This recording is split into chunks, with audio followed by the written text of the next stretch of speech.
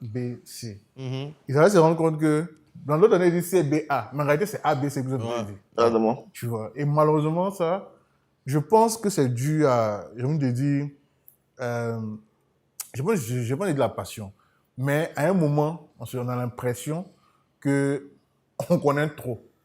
Alors que parfois, il faut parfois juste rester humble. Et je pense que l'une des choses que je dirais à tous les cofondateurs, c'est reste humble. Ouais. Tu ne sais pas tout, en tout cas. C'est vrai, c'est vrai. Ça me fait rappeler aussi une anecdote. Comme j'ai dit dans cet épisode-là, vraiment, vu qu'on est cofondateur, on a déjà monté des startups, donc on parle en connaissance de cause, en fait. Et moi, ça me rappelle une anecdote avec mon CEO. Et c'est vrai, souvent on dit, lorsque tu as quelqu'un qui a déjà travaillé dans une industrie, qui maîtrise une industrie, ça peut aider. Mais souvent aussi, quand quelqu'un connaît une industrie, ça peut détruire le projet. Ouais. C'était à peu près le cas ça a failli arriver avec nous, en fait. Parce que, comme notre CEO s'est dit, bon, c'est lui qui connaît l'industrie. C'est le porteur du projet. Voilà, c'est le porteur du projet, ça c'est un.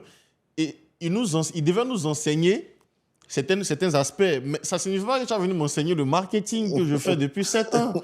Tu vois? Tu ne vas pas m'enseigner comment marketer un produit parce que je l'ai déjà fait. Tu peux m'expliquer un peu voilà, les régulations. Fais tout ce que tu veux enseigner sur regulation. Quelles sont les lois, qu'est-ce qu'il faut faire, qu'est-ce qu'il ne faut pas faire dans la communication. Le reste, c'est moi qui gère.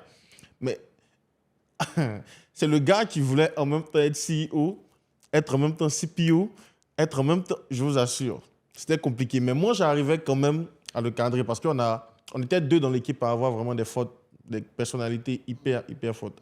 Et après, actuellement, je me demande comment j'ai réussi à le garder. Mais c'est la passion.